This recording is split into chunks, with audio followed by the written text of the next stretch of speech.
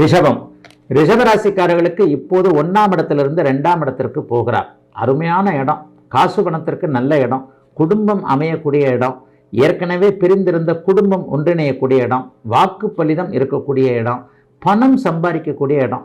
இப்போ நான் சொன்ன மாதிரி பணம் சம்பாரிச்சிட்டாலே பாதி குற்றங்கள் பாதி அமைப்புகள் எல்லாமே மன்னிக்கப்பட்டுறது.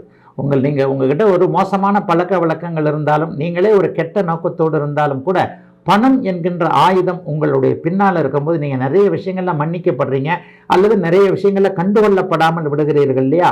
இது எல்லாம் இப்போது ரிஷபராசிக்காரங்களுக்கு வருங்க. ரிஷபராசிக்காரங்களுக்கு சூப்பர் டைமுங்க. உண்மையிலேயே பெரிய நல்ல டைம். ஏற்கனவே 11ஆம் இடத்துல சனி பகவான் மாறி இருக்கிறார். சனி மாறினா 40 நாளுக்கு பிறகு இப்போ குரு மாறுறார் 2ஆம் இடத்துல. 2, 11ஆம் இடங்கள் வலிமையாக இருக்கின்றன. 8ஆம் இடம் மிகுந்த சுபத்துவத்தை அடைகிறது. 6, 8 என்ன நடக்கும்? 2ஆம் இடத்துல குரு பகவான் வந்த உடனே ஷேர் மார்க்கெட்டு, யோக வணிகம், சூதாட்டம் போன்ற அமைப்புகள், எதிர்பாராத தன லாபம். யார்ட்டையாவது பணம் கொடுத்து வச்சிருக்கிறீங்க, அல்லது உங்ககிட்ட யாராவது பணம் கொடுத்து வைக்கக்கூடிய அமைப்புகள் என எல்லா நிலைமைகள்லையும் மிகப்பெரிய முன்னேற்றங்கள் இருக்கக்கூடிய, நல்ல மாற்றங்கள் இருக்கக்கூடிய அமைப்புகள் இப்போது கண்டிப்பாக ரிஷபராசிக்காரங்களுக்கு இருக்குதுங்க.